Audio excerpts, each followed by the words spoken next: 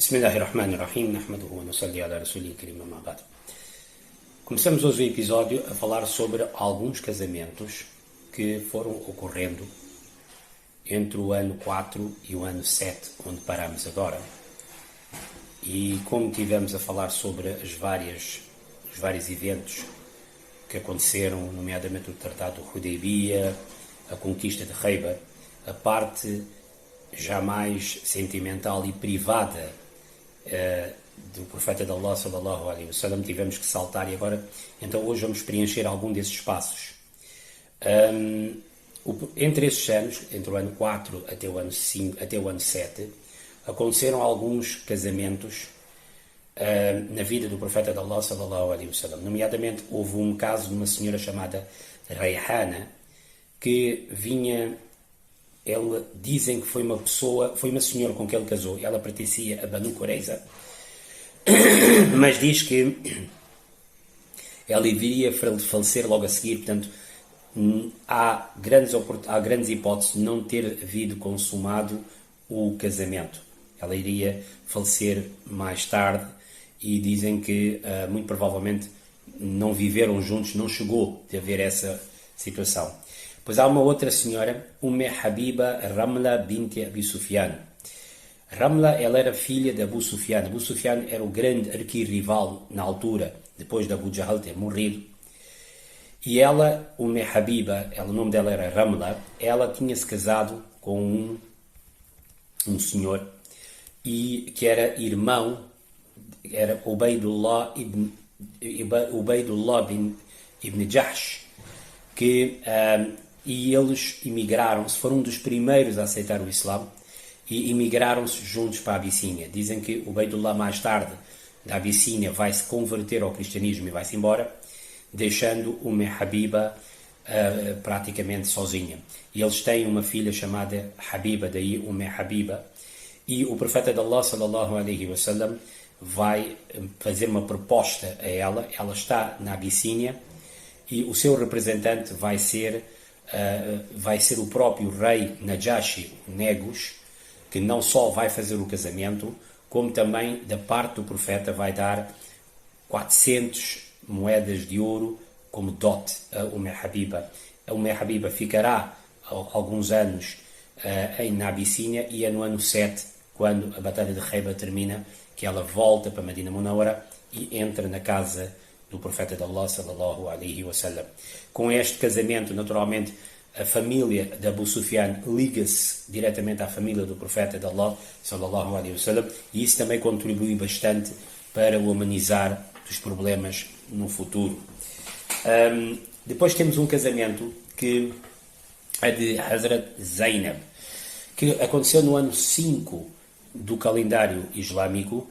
É um casamento especial, porque foi feito de uma forma inédita e também deixou dentro dos versículos do Alcorão algumas aberturas que, infelizmente, muitas das vezes são aproveitadas pelos islamofobos para atacar a figura do profeta de Allah sallallahu alaihi wasallam e para atacar o Islão. E, naturalmente, como nós estamos a dar aula e é preciso realmente perceber esses versículos e comentar esses versículos, limpar a honra e a dignidade do profeta de Allah sallallahu alaihi wasallam, isso faz parte da nossa fé.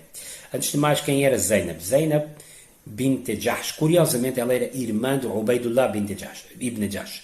Portanto, o tal senhor que casou com Habiba, eles eram irmãos. Portanto, ele mais tarde converteu-se ao cristianismo e foi-se embora. Zainab manteve-se muçulmana, era naturalmente da tribo Banu Khuzayma. E a sua mãe, a mãe de Zainab, ela era tia paterna do profeta, ou seja, ela era irmã de Abdullah, pai do profeta. Portanto, eles eram primos diretos. Ela tinha, sensivelmente, 15 anos mais nova que o profeta, e quando se casa com o profeta de Allah, sallallahu alaihi wasallam, ela tem sensivelmente 35 anos. Sobre a vida dela em geral, antes de tudo isto ter acontecido, ela tinha-se casado com alguém, no passado, e divorciou-se.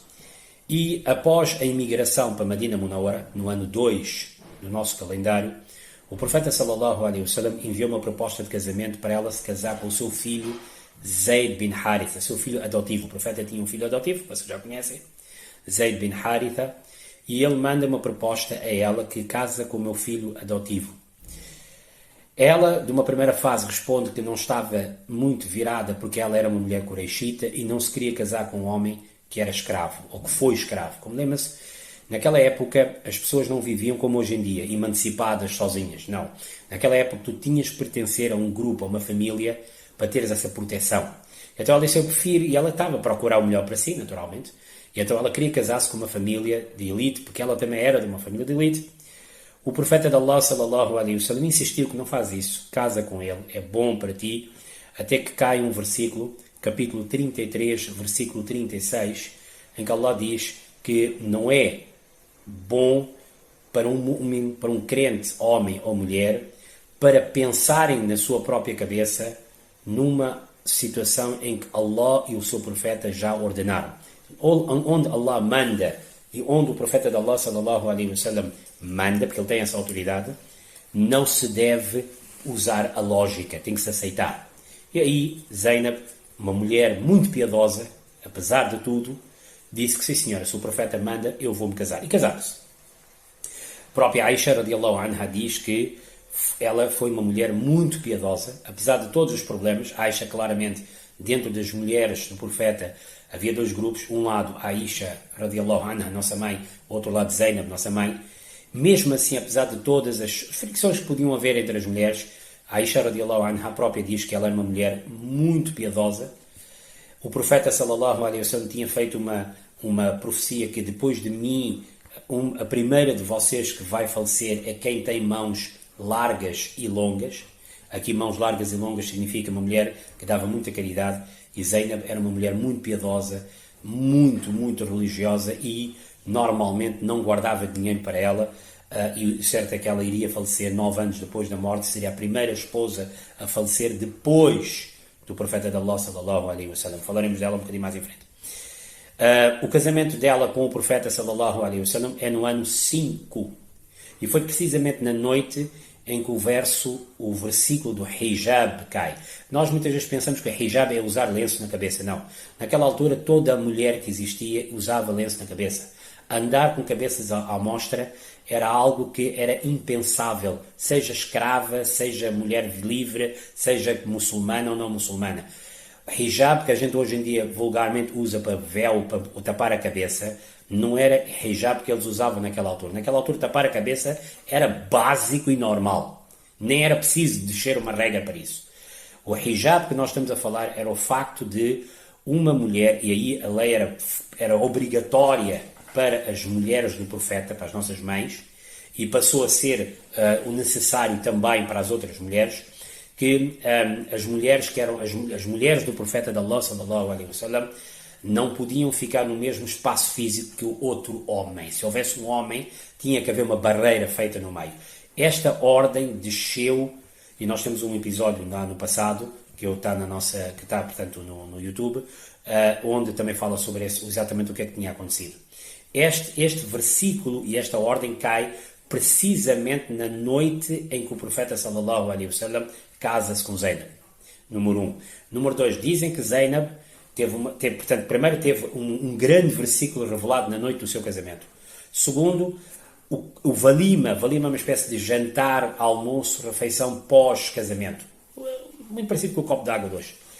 Foi dela o melhor de todos os valimas, porque foi servido no casamento dela carne e pão, algo que era honroso.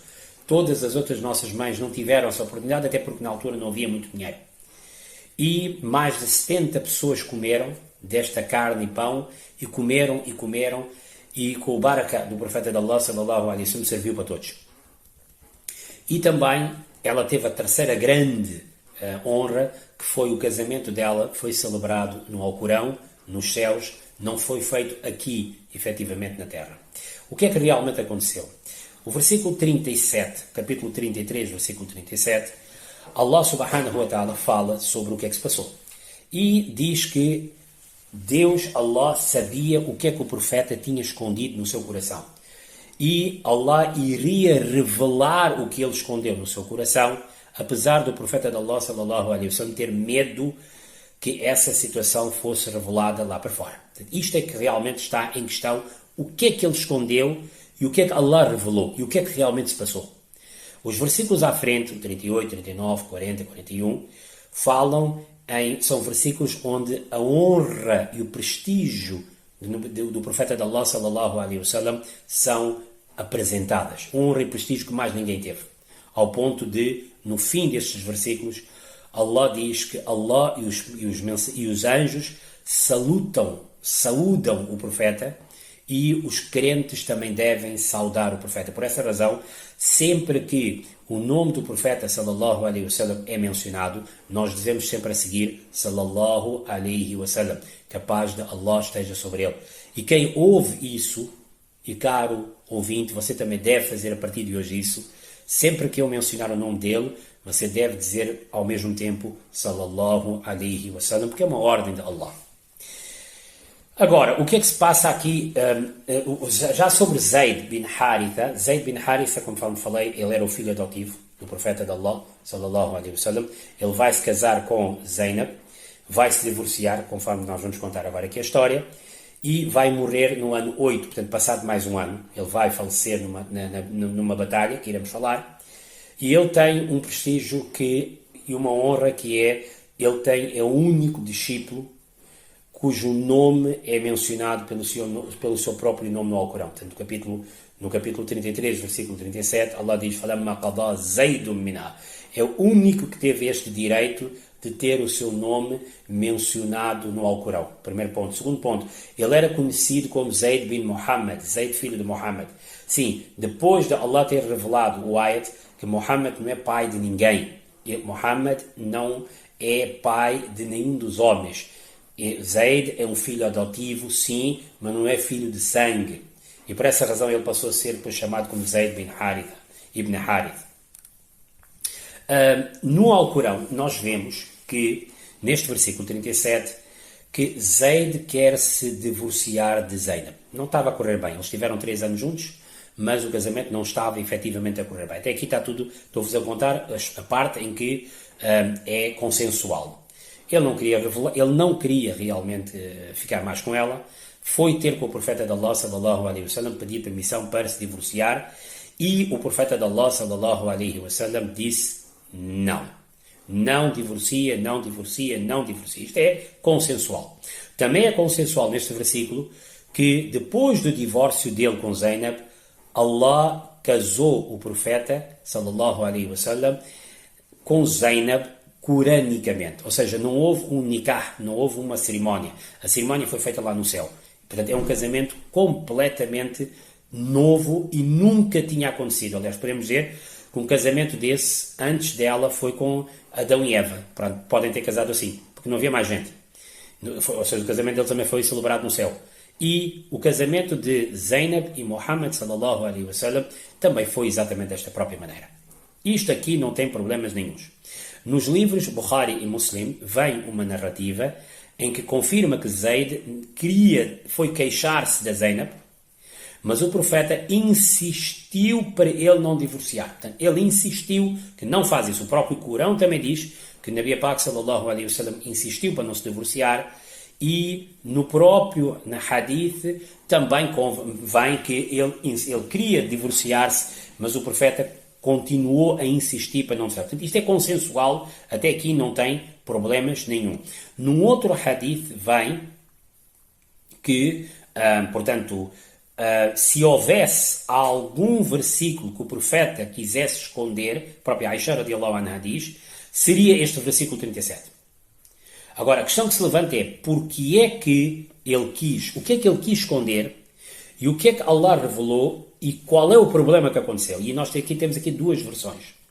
Há uma versão que Ibn Sa'ad dá, e na realidade é uma versão que é apoiada nos primeiros 300 anos e pelos exegetas. Os exegetas são os mufassirin, os que compreendem o Alcorão e escrevem o Alcorão. Eles apresentam uma versão que é, uma vez o profeta sallallahu alaihi wasallam veio visitar Zayd, ele não estava. Ele olhou para Zainab e na altura, naturalmente, não havia hijab. As mulheres andavam, portanto, com lenço e mais nada. E com roupa, naturalmente, nunca andavam sem roupa. E ele olhou para ela e disse: Subhanallah al-Azim, Subhanallah musarrif al-Qulub. Que glorificado seja Allah, o grande, glorificado seja Allah, aquele que muda os corações.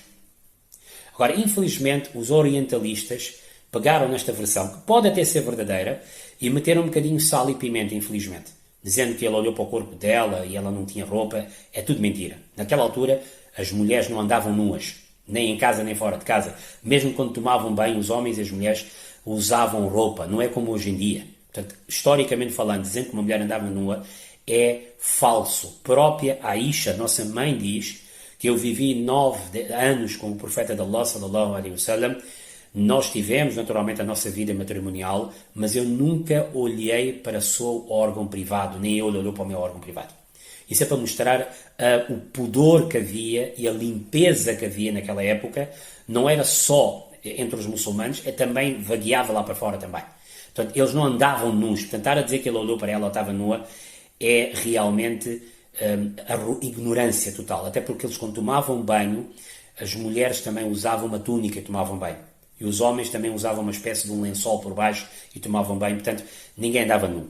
O que deve ter acontecido, ele deve ter olhado para ela e de repente, diz esta versão, não estou a dizer que é verdade ou mentira, que ele deixou no ar que Allah muda os corações das pessoas. Zainab não percebeu e foi quando Zaid chegou, e ele foi-se embora. Quando Zaid chegou, Zaid percebeu que provavelmente o profeta de Allah, sallallahu alaihi wasallam, queria se casar com ela, foi ter com o profeta de Allah, sallallahu alaihi wasallam, e disse que, Ya Rasulallah, eu quero me divorciar. Não disse que é por causa disso. Disse, eu quero divorciar, até porque a gente está a discutir sempre, eu não quero mais ficar com ela. E o profeta realmente pediu para ele não se divorciar e escondeu o que tinha se passado. Escondeu, ou seja, escondeu esse sentimento. Ele tem o direito de esconder o seu sentimento. As pessoas não são obrigadas a dizer o que pensam das coisas. E, realmente, mesmo assim, Zaid divorciou-se dela e depois cai o versículo em que Deus diz: agora nós fizemos o teu casamento com Zainab. Isto é a versão A. E esta versão A, naturalmente, deixa no ar uma parte que o profeta tinha visto isto. Mas se formos ver bem, esta versão A não é problemática, porque mostra que Nabi Pak sallallahu alaihi wasallam era um ser humano, era um homem. O profeta de Allah, a sua alma é de luz, mas o seu corpo é de ser humano. E um ser humano tem esses sentimentos, amor, alegria, tristeza. Sim, olhar para alguém e de repente, primeiro não se deve olhar, mas por acaso se você olha para alguém e sentiu alguma coisa, uma paixão, isto é ser humano.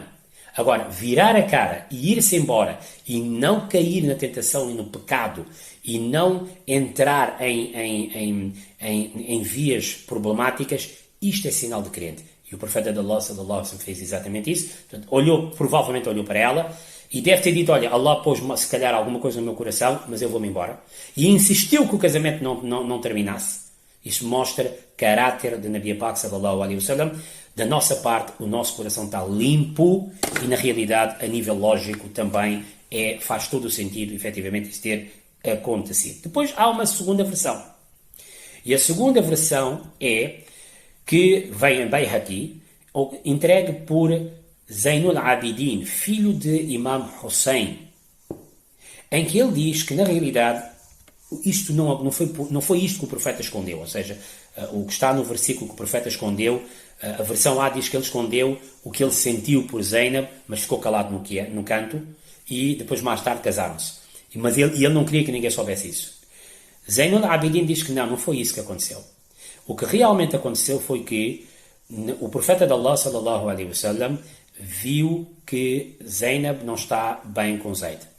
E Zaid quer se divorciar. E Allah disse ao profeta que quando Zaid divorciar-se, nós vamos fazer o teu casamento com ela. E ele não quis que este versículo saísse para fora, por uma razão muito simples. Ele sabia das represálias que iria acontecer se ele casasse com a nora, ou com a mulher, ou neste caso ex-mulher, do seu filho adotivo. Porque naquela época, tal como hoje, as pessoas pensam que os filhos adotivos são filhos de sangue. E a regra que se aplica ao filho de sangue aplica-se ao filho adotivo. O Islão veio quebrar esta regra. Que filho adotivo não é igual ao filho de sangue. Da mesma forma que um filho de sangue recebe herança, o filho adotivo não recebe herança diretamente, tem que receber através do testamento. Da mesma forma como há mulheres que não precisam de fazer o hijab com os filhos de sangue, o filho adotivo isto não se aplica, e era isso que Allah quis realmente terminar, e isto deixou o profeta um bocadinho embaraçado, porque ele sabia que, estamos a falar no ano 5, havia muita gente ainda a entrar no Islão, havia muitos ataques feitos ao Islão, ele não queria mais um problema desses. E foi isso que Zayn al-Abidin disse. E se formos ver bem, faz algum sentido. Portanto, ambas as situações, a versão A como a versão B, ambas as situações estão corretas. A pergunta que se levanta é porque é que o profeta não disse o que é que era? Porque era um sentimento. E as pessoas não são obrigadas a dizer os seus sentimentos lá para fora. Os sentimentos de cada um é a zona privada, efetivamente, de cada um. Sim, naturalmente que depois os exegetas, naturalmente, especularam do que é que realmente tinha que se passado. A bem da verdade, nos primeiros 300 anos, a maior parte dos exegetas, dos mufassirins, dizem que provavelmente a versão A faz algum sentido. Depois do século 4, 5 e 6, os outros novos mufassirins disseram as duas versões. E a partir do século 7 para a frente, Ibn Kathir, Ibn Hajar, dizem que a versão A é um bocadinho problemática, não falam muito sobre isso, falam mais sobre. Seja como for, a versão A não belisca a dignidade do profeta, só mostra que o profeta foi humano e como grande humano que ele foi, no minuto em que ele vê uma situação que não é permitida, ele virou-se e foi-se embora e largou e fez tudo, efetivamente, para não estragar o casamento de ninguém. É digno, é grande e é um grande mestre. Se formos assim aceitar a segunda versão, que é ele realmente soube, efetivamente, que eles iam se divorciar, e quando eles iriam se divorciar, o seu casamento iria ser feito, ele não ia casar, o seu casamento seria feito, ele sentiu-se um bocadinho embaraçado porque ele sabia as represálias que iriam haver, porque ela era, para todos os efeitos, filha, o Zayd era considerado filho, e dizem que a partir daí Zayd ibn Muhammad acabou, passou a ser chamado Zayd ibn Haritha, porque a ideia era mostrar uma regra, e então ele sabia que isto iria causar alguns mal-estares entre as pessoas, pois os árabes tinham muitos filhos adotivos e tratavam como filhos normais, e tinha que se acabar com essa situação. Ambas as situações naturalmente estariam efetivamente corretas. Em todo o caso, estar a dizer que ou criar algum tipo de mal-estar não está correto. Sim, infelizmente na versão A, muita gente pegou nesta versão A, orientalistas e tudo mais, e começaram a misturar muito sal e pimenta, e criaram histórias de amor e romance. Infelizmente está errado. Uma das grandes biografias escritas em inglês por Martin Links, que é sobre o profeta, uma biografia fabulosa, mas infelizmente ele também foi buscar ali algumas histórias sem ter verificado a sua autenticidade, fabricadas, dizendo que o profeta tinha visto o corpo dela e tudo mais. É mentira, isso não aconteceu e não há nada que realmente prove isso. Portanto, ambas as situações estariam efetivamente aceitas, mas no final de contas estão as duas situações corretas. O resto, o que foi inventado, infelizmente, e graças a Deus não tem autenticidade nenhuma e não está correto. Para terminar, Zainab era conhecida como al-Masakin porque ela tinha um hábito de tomar conta dos pobres. Dizem que já no reinado de Omar, radiallahu anhu, entrou muito dinheiro dentro do Império Islâmico e, naturalmente, tudo era dividido, e as esposas dos profetas tinham todas direito de receber anualmente 12.000 moedas de prata. Dizem que ela, quando recebeu a primeira vez 12.000 moedas de prata, começou a entregar tudo às famílias que ela conhecia que estavam a necessitar.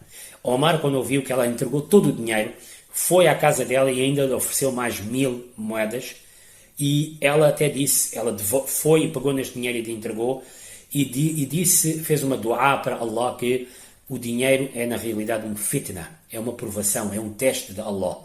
E Deus, eu não quero ver mais esse dinheiro. Dizem que quando ela fez esse dua, ela viria a falecer antes do próximo ano começar e da nova remessa de dinheiro entrar. Ela viria efetivamente falecer no ano 20 do calendário. Portanto, estamos a falar 9 anos depois do profeta sallallahu alaihi wasallam ter falecido. Foi a primeira esposa a falecer depois do profeta, tal como eu disse. O profeta até tinha dito que a primeira de vocês que vai falecer depois de mim será aquela que tem mãos longas e largas. Isto era basicamente uma metáfora era mãos largas. Até hoje em português também nós temos pessoas que pagam e que dão muito e que são carinhosas. Própria, a nossa mãe Aisha radiallahu anha diz que apesar de tudo que nós tivemos, nunca vi uma mulher como Zainab. É a nossa mãe, nós temos um grande e um profundo amor por ela e sabemos que a vida dela foi uma vida pura, tal como a vida do profeta sallallahu alaihi wasallam, uma vida pura, e realmente as duas versões que eu apresentei atrás são versões académicas, mas em todo o caso não beliscam a integridade e a dignidade do nosso profeta sallallahu alaihi wasallam. Para a semana vamos falar sobre mais uma outra esposa, já estamos no ano 7, que é Safia bint Huyay, uma senhora judia, filha de um chefe que vai se casar. Iremos falar sobre isso. Wa akhiru da'wana alhamdulillahi rabbil alamin wa sallallahu ta'ala sayyidina Muhammad wa ala alihi wa sahbihi ajma'in.